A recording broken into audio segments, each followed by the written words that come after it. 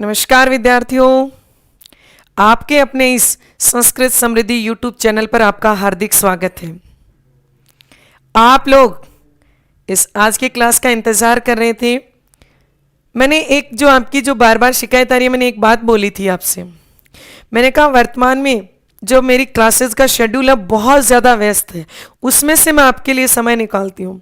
उसके लिए जो भी मुझे लेट होता है उसके लिए मैं माफ़ी चाहती हूँ, पर मैंने एक वादा किया आपसे कि मैं क्लास ज़रूर डालूंगी। हाँ, जैसे एक दिन दो दिन कई बार कोई इनिशिएट प्रॉब्लम हो जाती है, वो एक अलग बात है। आप विश्वास बनाए रखना, मैं कंप्लीट आपको जो बोला है वो करके रहूँगी। लेट हो जाना, अब मैंने मेरा सबसे पहले तो आपको यही बता दूं, जो टाइम शेड्यूल अपना 5 बजे का था वो अब हमेशा 8:30 बजे का रहेगा। शाम को आपको संस्कृत की जो भी क्लास है वो शाम को 8:30 बजे मिलेगी। फिर अगर इसमें कभी कोई परिवर्तन होगा तो मैं आपको ज़रूर सूचना दे दूंगी। फिलहाल अपना जो टाइम है ये 8:30 का रहेगा। तो आप रोज़ इसी चीज़ को आप वेट कीजिए। कई बार होता है टेक्निकल चीज़ें होती हैं, कई बार 5-7 मिनट इधर उधर हो जाता है, कई बार पहले हो जाता है, कई बार बाद में हो जाता है। मैंने एक ही बात आपसे कही है, आप विश्वास जो बनाया है इसको मैं तोड़ने नहीं दूंगी, आपको बिल्कुल मैं पढ़ाऊंगी। लेट होना एक स्वाभाविक क्रिया है, मेरे पास में भी, मैं भी सुबह 7 बजे से अब तक ऑफलाइन पढ़ा रही हूँ। बस आपका एक टाइम ये मुझे निकालना है और ये भी मेरी जिम्मेदारी है। तो विश्वास बनाए रखना और अपने संस्कृत को पढ़ने का लुत्फ उठाए। मैंने ये बोला क्लास जरूर लूंगी मैं। अब अपन बात करते हैं अपने टॉपिक की। अपन कौन सा टॉपिक पढ़ रहे थे? हम वर्ण विचार पढ़ रहे थे। वर्ण क्या होता है, वर्ण कौन कौन से होते हैं, स्वर व्यंजन, स्वर कौन कौन से हैं, व्यंजन कौन कौन से हैं, सब मैंने आपको बताया। और लास्ट में मैंने यहां छोड़ा लास्ट वीडियो में कि वर्ण के 2 प्रकार होते हैं, स्वर और व्यंजन। स्वर और व्यंजन, स्वर और अलग होते हैं, व्यंजन जो स्वतंत्र रूप से उच्चारित होते हैं स्वर कहलाते हैं, और जो स्वरों की सहायता से उच्चारित होते हैं वो व्यंजन कहलाते हैं। मैंने आपको बताया स्वर कौन कौन से हैं, ह्रस्व स्वर कौन से हैं, दीर्घ स्वर कौन से हैं, संयुक्त स्वर कौन से हैं, समान स्वर कौन से हैं, तो अयोगवान स्वर कौन से हैं, सारा वर्गीकरण मैंने आपको बताया। इसी प्रकार मैंने व्यंजन वर्ण भी आपको बताए थे। फिर मैंने लास्ट में क्लास छोड़ी कि प्रत्येक वर्ण के 2 स्थान होते हैं। एक होता है जो भी वर्ण होगा वर्ण स्थान कितने होते हैं? 2। एक होता है उच्चारण स्थान, एक होता है उच्चारण स्थान और एक होता है प्रयत्न स्थान। जो आज का हमारा टॉपिक है उसका नाम है उच्चारण स्थान। आज के टॉपिक का नाम है उच्चारण स्थान।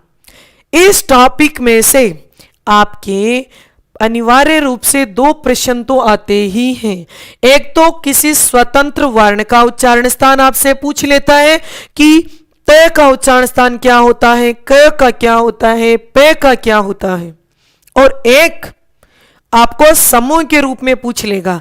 एकू है विसर्जनीयानाम, इचू यशानाम, ऐसे अपने कुछ सूत्र याद होने चाहिए। तो अपनी क्लास बहुत ही अपन एंजॉय करके पढ़ रहे हैं। आप लोग बहुत इस क्लास को एंजॉय कर रहे हो, मुझे बहुत खुशी होती है। आपका ये प्यार या विश्वास मुझे बहुत एनर्जी देता है। आप ज़्यादा से ज़्यादा अपनी क्लास को शेयर किया करो, सब्सक्राइब करो। जिन्होंने सब्सक्राइब नहीं कर रखा वो अभी सब्सक्राइब करें, क्योंकि आने वाली क्लास की जो भी जानकारियां हैं, यदि हमारा चैनल सब्सक्राइब किया हुआ है तो सारे नोटिफिकेशन आपको मिल जाते हैं। तो आपने क्या किया? संस्कृत समृद्धि पुस्तक से क्या याद कर रखे हैं? उच्चारण स्थान। देखिए, देखते हैं आपने कैसे याद किए हैं। हम पढ़ते हैं उच्चारण स्थान। हमारे टॉपिक का नाम है उच्चारण स्थान। बहुत ही समझ के पढ़ना, अभी के अभी क्लियर हो जाना चाहिए। देखिए, सबसे पहले मैं लिखूंगी सूत्र। सूत्र है आपके सामने। पहला सूत्र मैं लिख रही हूं, एकू है विसर्जनीयानाम, विसर्जनीयानाम कंठ है। एकू है विसर्जनीयानाम कंठ है। देखिए, एकू है, यानी इसमें आप देखोगे तो ए में क्या है, आ, यानी ए का समान वर्ण क्या होता है, आ। कु यानी के वर्ग, के वर्ग में कितने वर्ण होते हैं, 5। कौन कौन से, के, खे, गे, घे और गे। है तो हमने लिखा है विसर्जनीय यानी विसर्ग, विसर्ग। देखिए एकु है विसर्जनीय नाम, तो विसर्जनीय का मतलब होता है विसर्ग। आनाम संबंध बहुवचन, रामस्य रामयोः रामाणाम। का, के, की, यदि संबंधवाचक कोई शब्द हो तो कौन सी विभक्ति लगती है, षष्ठी। कौन सी लगती है, षष्ठी। और यहां पर षष्ठी का मतलब क्या हुआ, इन सब का। किन सब का, ए, आ, के वर्ग, है और विसर्ग, इन सब का उच्चारण स्थान क्या होता है, कंठ। क्या होगा, कंठ। तो हम इन सभी वर्णों को किस संज्ञा के नाम से जानेंगे, कंठे। किस संज्ञा से जानेंगे, कंठे। यानी आपको यह याद करना है कंठे वर्ण कौन कौन से हैं, कौन कौन से हैं, ए, आ, क वर्ग, फिर है विसर्ग। समझ रहे हो। देखिए नंबर 2 पे हम लिखेंगे जो हमारा दूसरा सूत्र है उसका नाम है ईचु यशानाम तालु। ईचु यशानाम तालु, ईचु यशानाम तालु। समझिए। ई का समान क्या है, दीर्घी। ई का समान क्या है, दीर्घ ई। और दीर्घी के बाद में है चू यानी चे वर्ग। चू का मतलब है चे वर्ग। चे वर्ग में कौन कौन से वर्ण हैं, चे, छे, जे, झे, या। फिर आता है याव और फिर आता है शे। पहला शे। आनाम इन सब का उच्चारण स्थान क्या होता है, तालु। इसलिए इसका नाम क्या होगा, तालव्य। क्या नाम होगा बोलिए, तालव्य।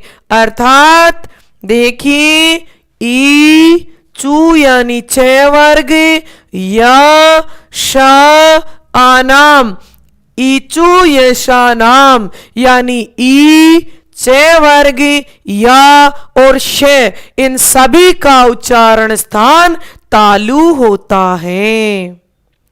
ठीक है, इनको किस नाम से जानोगे आप सभी वर्णों को, तालव्य वर्ण। तालव्य वर्ण कौन से होंगे, ई च वर्ग या और पहला शय। इसीलिए इस शय को हम बोलते हैं तालव्य शय। क्या होता है, तालव्य शय। इसके बाद देखिए हमारे सामने तीसरा सूत्र है ऋतु रसाणाम मूर्धा। ऋतु रसाणाम मूर्धा। ऋतु रसाणाम मूर्धा लिखिए। इसमें देखिए कौन कौन से वर्ण आते हैं, सामने देखो कि री दीर्घ री, टू यानी टे वर्ग, टू यानी टे वर्ग, टे ठे डे ढे णे। रे कौन सा वर्ण, रे और शे। और श, इन सब को हम किस नाम से जानते हैं? मूर्धन्य। किस नाम से जानेंगे? मूर्धन्य। देखिए अब आ गया आणाम। हम ये सारी बातें हम सीखेंगे कि रसाभ्याम नोणे समान पदे री रश हो तो नए के स्थान पर क्या हो जाता है? नए। जैसे राम शब्द में षष्ठी विभक्ति में रामाणाम होता है और बालक में बालका नाम होता है, तो यहां पर षष्ठी विभक्ति में क्या आ गया? आणाम। क्या आ गया? आणाम। ध्यान रखोगे इस बात का। इसके बाद में देखिए हमारे सामने चौथा सूत्र है ऋतु लसानाम। ऋतु लसानाम दंताहा। दंताहा बहुवचन। लृ, देखिए लृ, लृ का कभी कोई दीर्घ रूप नहीं होता है। त्रु यानी ते वर्ग। तू यानी ते वर्ग। ते, थे, दे, धे, ने। समझ रहे हो? इसके बाद ले, इसके बाद से। इन सभी का नाम दंते होता है। इन सभी का नाम दंते होता है। किन किन का? री, ते वर्ग, ले, से। ते वर्ग में कौन कौन से? ते, थे, दे, धे, ने। इसके बाद देखिए हमारे सामने पांचवा सूत्र, बहुत ही इंपॉर्टेंट प्रश्न, उच्चारण स्थान के अलावा भी प्रश्न बनेगा। ये में गणना नाम, ये में गणना नाम नासिका चे। ये में गणना नाम नासिका चे। देखिए कौन कौन से वर्ण आएंगे इसमें? या, मैं, ङे, णे, ने। ये, मैं, ङे, णे, ने। कितने वर्ण आ रहे हैं? 5। इन पांचों वर्णों का हम किस नाम से जानेंगे? नासिक्य। ध्यान से समझना, पांचों वर्णों का उच्चारण स्थान क्या होता है? नासिका। चे और, चे यानी और, ये वर्ण अपने अपने वर्गों से भी उच्चारित होते हैं। ये पांचों वर्ण, इन वर्णों का उच्चारण नासिका से तो होता ही है, साथ में अपने अपने वर्गों से भी उच्चारित होते हैं। अर्थात समझना एक बार इस चीज को, ये जो वर्ण है ये इसका उच्चारण तालु और नासिका से होता है। इस वर्ण का उच्चारण तालु और नासिका से होता है। इस वर्ण का उच्चारण ओष्ठ और नासिका से होता है।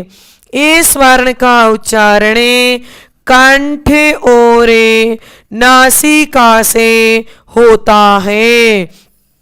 इस वर्ण का उच्चारण मूर्धा और नासिका से होता है तथा इस वर्ण का उच्चारण दंत और नासिका से होता है। ध्यान रहे, तालु और नासिका देखिए ये दोनों मिलते हैं, तालु और नासिका। तो किसी भी वर्ण का उच्चारण नासिका के साथ मुख से किया जाता हो वह वर्ण अनुनासिक कहलाता है। अर्थात मुख नासिका वचनोनुनासिक है, मुख नासिका वचनो अनुशासिक है। मुख और नासिका दोनों से एक साथ उच्चारित किए जाने वाले वर्ण अनुनासिक वर्ण कहलाते हैं। अब प्रश्न बनता है, अनुनासिक वर्ण कितने होते हैं? बताइए, अनुनासिक वर्ण कितने होते हैं? तो हम कहते हैं कितने होते हैं? 5। य, मैं, ङे, णे, ने। प्रत्येक वर्ग का पंचम वर्ण अनुनासिक होता है। और अनुनासिक किसे कहेंगे? मुख नासिका वचनो अनुनासिक है। जिन वर्णों का उच्चारण मुख और नासिका दोनों से एक साथ किया जाए वह वर्ण क्या कहलाता है? अनुनासिक। तो देख लीजिए एक बार फटाफट। अनुनासिक वर्ण 1, 2, 3, 4, 5। इन वर्णों में हम कहते हैं उच्चारण स्थान क्या होता है? नासिका और क्या होगा? मुख। जैसे इसमें तालु, इसमें ओष्ठ, इसमें कंठ, मूर्धा और दंत। अब प्रश्न बनाकर हम देखते हैं, यदि हमें पूछ लिया ङ वर्ण का उच्चारण स्थान क्या है? क्या पूछा? ङ वर्ण का उच्चारण स्थान क्या है? अगर हमारे सामने ए आता है कंठ, बी आता है नासिका, सी आता है दंत और डी आता है मूर्धा, तो यहां आप कौन सा करोगे? नासिका। कौन सा करोगे? नासिका। यहां कंठ नहीं करेंगे। यहां कंठ क्यों नहीं करेंगे? क्योंकि अगर कंठ ही उच्चारण स्थान होता तो फिर हम इसके लिए नया सूत्र क्यों बनाते, इनको दूसरे वर्ग में शामिल क्यों करते? तो कंठ इसमें उच्चारण स्थान न होकर कौन सा ऑप्शन सही होगा? नासिका। अगर यही प्रश्न है और हमारे सामने ऑप्शन आ गया दंत नासिका, बी आ गया मूर्धा नासिका, सी आ गया कंठ नासिका और डी आ गया तालु नासिका। अब सही कौन सा होगा? कंठ नासिका। कौन सा सही होगा? कंठ नासिका। अर्थात इसका उच्चारण स्थान कंठ और नासिका दोनों से किया जाता है। इस तरीके से आपको प्रश्न दे देगा, तो ध्यान रखोगे आप। एक बार इस सूत्र को याद कीजिए, यह मैं गणना नाम नासिका चे, या मैं ने, इन पांचों वर्णों का उच्चारण स्थान नासिका होता है और साथ में मुख भी होता है, इसीलिए हम इनको अनुनासिक वर्ण कहते हैं। हमें पूछ ले अनुनासिक वर्ण कितने होते हैं, तो आपको कितने बताने हैं? 5। इसके बाद में देखिए छठे नंबर का सूत्र है हमारे पास में,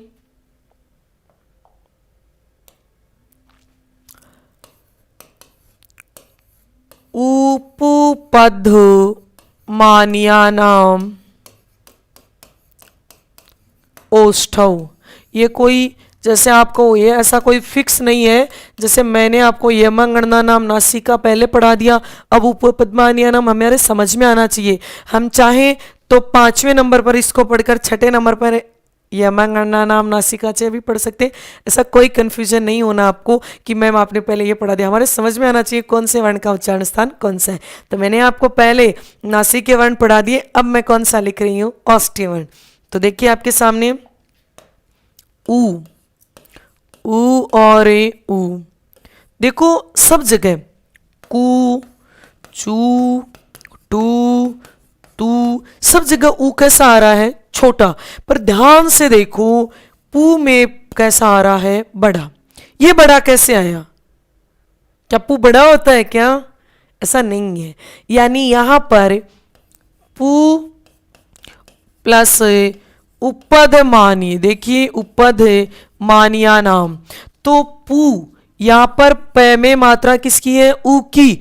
यहां पर किसकी है? ऊ की। ऊ और ऊ में जब मेल होता है तो समान स्वरों का मेल होगा, तो कौन सी संधि होगी? दीर्घ संधि। तो ऊ, एक तो प का ऊ, पू यानी प वर्ग वाला ऊ, एक उपदमानीय वाला ऊ, दोनों ऊ मिलकर मात्रा कैसी लग गई? दीर्घ। तो यहां पर देखो,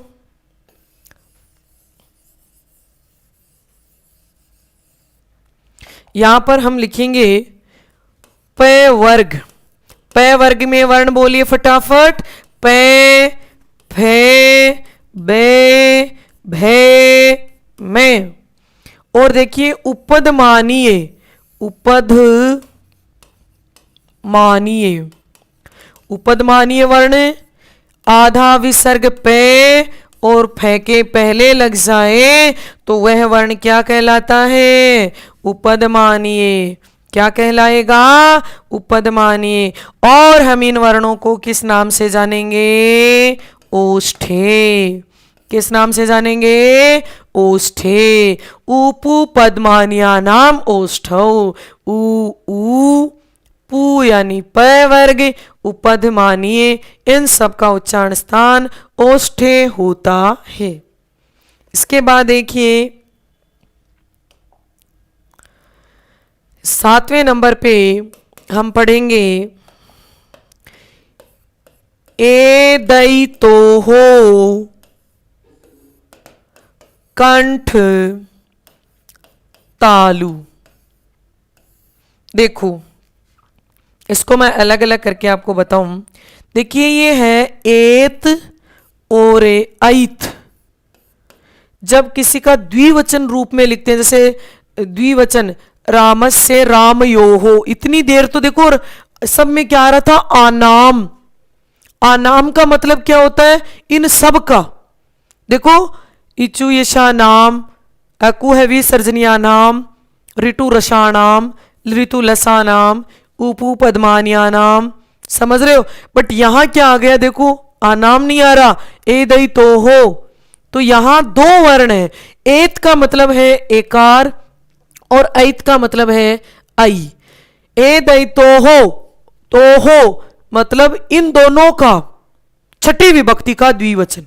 जैसे हम पढ़ते हैं ना, रामस्य एक वचन, रामयोहो द्विवचन, रामाणाम बहुवचन। तो यहां द्विवचन क्या आ जाएगा? ए और आई। यहां पर इन दोनों का उच्चारण स्थान क्या होगा? कंठ तालु। देखो ए किससे मिलकर बनता है? ए और ई से। किससे मिलकर बनेगा? ए और ई। ए का उच्चारण स्थान क्या होता है? कंठ। और ई का उच्चारण स्थान क्या होता है? तालु। तो ए का उच्चारण स्थान क्या हो जाएगा? कंठ तालु। तो ए का वृद्धि क्या होगा? ऐ। तो ऐ किससे बनता है? ए और ए मिलकर क्या बनेगा? ऐ।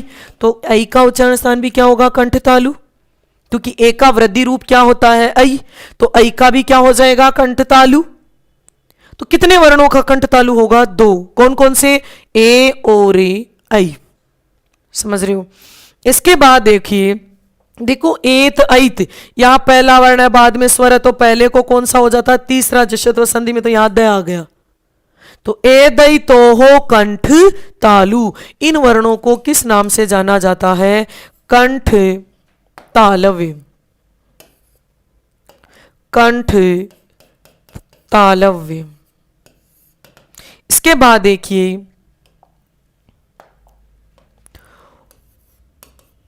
ओ दऊ तो हो, ओ दऊ तो हो कंठोष्ठम।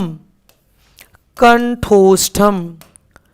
ओ दऊ तो हो, ओ दऊ तो हो। देखो ओत और औ, ओत और औ वही दो। मैंने बताया विभक्ति छठी में द्विवचन में, तो ओ और औ का यानी इन दोनों का कौन सा उच्चारण स्थान होता है? कंठोष्ठम। तो हम इनको किस नाम से जानेंगे? कंठोष्ठे। किस नाम से जानेंगे? कंठोष्ठे। क्यों? क्योंकि देखो ओ ए और ऊ मिलकर क्या बनता है? ओ। तो ए का उच्चारण स्थान क्या होगा? कंठ। और ऊ का क्या होगा? ओष्ठ। तो क्या बन जाएगा? कंठोष्ठ। और ओ का वृद्धि क्या होगा? औ। तो ओ और औ का उच्चारण स्थान क्या होता है? कंठोष्ठ। इसके बाद देखिए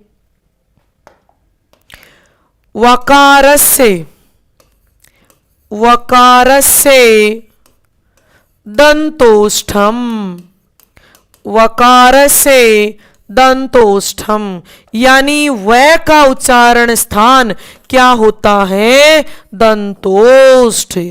व का उच्चारण स्थान, तो इसको क्या कहेंगे? दंतोष्ठे। तो देखो वकारस्य, अब की बार अस्य छठी विभक्ति का एक वचन, क्योंकि वह कितना है? एक। ओहो दो, आनाम बहुवचन, तो इन सब का आनाम, इन दोनों का ओहो, और इसका अश्य। तो वकारस्य यानी वह का उच्चारण स्थान क्या होगा? दंतोष्ठ। वह अकेले दांत से भी नहीं बोला जाएगा, तो अकेले ओष्ठ से भी नहीं बोला जाएगा। हम अकेले ओष्ठ से बोले बै, तो बै बोला जाएगा, न कि वह। वह का उच्चारण स्थान क्या होगा? दंतोष्ठ। वह का उच्चारण स्थान बोलिए फटाफट, वह दंतोष्ठ। ना अकेले दंत से, ना अकेले ओष्ठ से। इसके बाद देखिए 10वां है जिह्वा मूल्य से,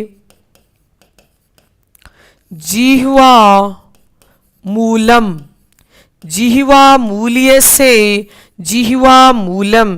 तो देखिए जो जिह्वा मूल्य वर्ण आता है, जिह्वा मूल्य जो वर्ण आएगा, कौन सा?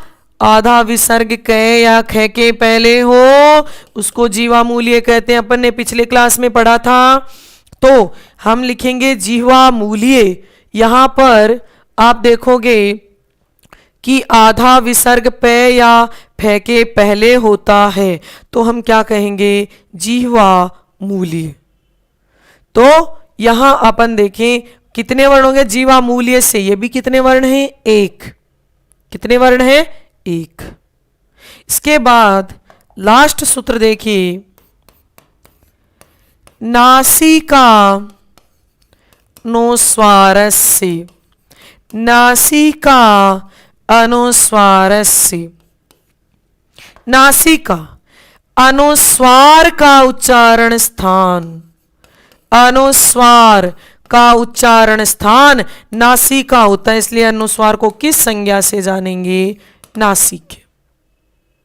किस संज्ञा से जानेंगे? नासिक।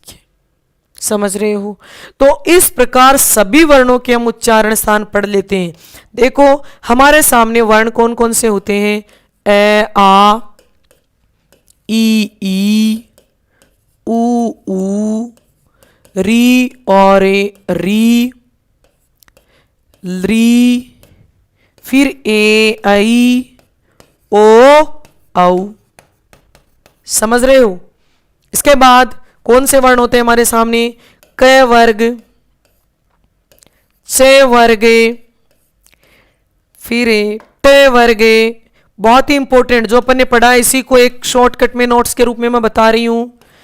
त वर्ग, प वर्ग, फिर हम लिखते हैं अंतस्थ और ऊष्म।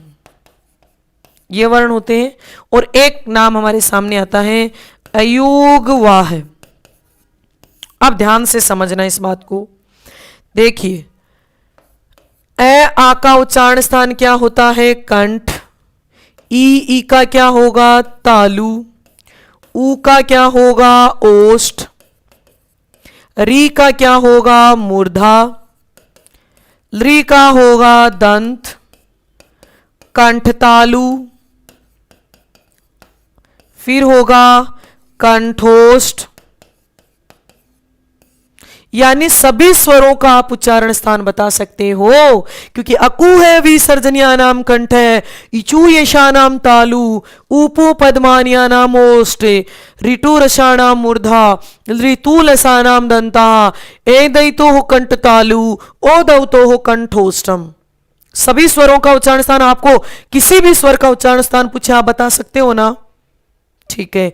इसके बाद क वर्ग, क वर्ग का क्या होगा? कंठ। च वर्ग का क्या होगा? तालु। टे वर्ग का क्या होगा? मूर्धा। ते वर्ग का होगा दंत। पे वर्ग का होगा ओष्ठ। यहां तक किसी के कोई समस्या नहीं है। क्यों? क्योंकि हमने उच्चारण स्थान पढ़े। इसके बाद देखिए अंतस्थ। अंतस्थ में हमारे सामने 4 वर्ण आते हैं। कितने वर्ण आते हैं? 4। य, व, रे, ले। और हम इन चारों का उच्चारण स्थान बता सकते हैं। कैसे? देखो, य इचु येषाणाम तालु वकारस्य दंतोष्ठ ऋटुरसाणाम मूर्धा ऋतुलसानाम दंत। और ऊष्म वर्ण, देखिए ऊष्म वर्ण में कौन कौन से वर्ण आएंगे? श, श, स, ह। अब श, पहले श का उच्चारण स्थान आपसे पूछ ले तो आप क्या बताओगे? तालु। इस श का पूछ ले तो मूर्धा। तीसरे श का पूछ ले तो दंत। और ह का पूछ ले तो कंठ। यानी आप लोग सभी वर्णों के उच्चारण बता सकते हो। इसके बाद बच गया कौन सा? देखो, अयोगवाह। अयोगवाह हमारे सामने कितने थे? 4।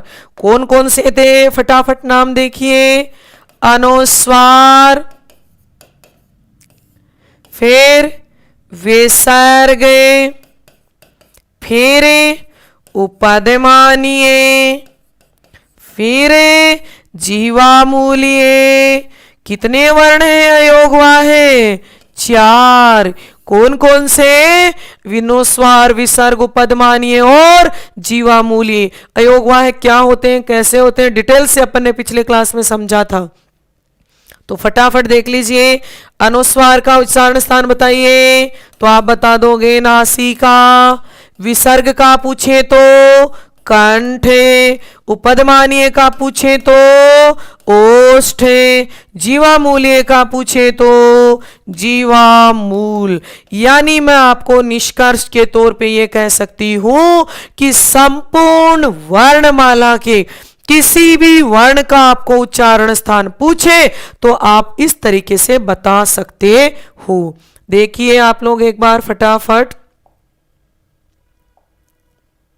आज का जो हमारा टॉपिक है वर्ण विचार के उच्चारण स्थान, इनको हम अच्छी तरह से याद करेंगे। वर्ण के 2 स्थान थे, उच्चारण स्थान और प्रयत्न स्थान। फिर हमने उच्चारण स्थान में सबसे पहले पढ़ा एकु है विसर्जनिया नाम कंठे। दूसरे नंबर पे पढ़ा इचु येषाणाम तालु ऋटुरसाणाम मूर्धा ऋतुलसानाम दंताः ऊपु पद्मान्यानाम ओष्ठौ यम यह यम गणनानाम नासिका चेह ऊपु पद्मान्यानाम नोष्ठौ। फिर हमने देखा एदैतो कंठ तालु औदवतो कंठोष्टम वकारस्य दंतोष्टम जिह्वामूल्यस्य जिह्वामूलम नासिकानुस्वारस्य। अर्थात हम इसके आधार पर यह कह सकते हैं कि हम संपूर्ण वर्णमाला में से हमें कोई सा भी वर्ण पूछ ले, चाहे हमें स्वर पूछ ले, चाहे हमें व्यंजन पूछ ले, तो चाहे हमें अयोगवाह पूछ ले, हम प्रत्येक वर्ण का उच्चारण स्थान बता सकते हैं। अब बता सकते हो ना, क्योंकि आपके सबको मैंने एक एक वर्ण अलग करके बता दिया। अब एक थोड़ा सा ध्यान और दे लीजिए कि अगर तुम्हें ये पूछ ले, नोट लगा के हम एक बात और आपको बता दें कि कुल नासिक के वर्णों की संख्या पूछ ले, ध्यान से समझना, नासिक के वर्ण पूछ ले तो कितने बताएंगे? 6। क्यों 6 क्यों बताएंगे? 5 तो होंगे पंचम वर्ण और 1 होगा अनुस्वार, क्योंकि अनुस्वार का उच्चारण स्थान भी नासिका। तो नासिके वर्णाः कति सन्ति, अगर ऑप्शन में 6 आए तो 6 सही होगा।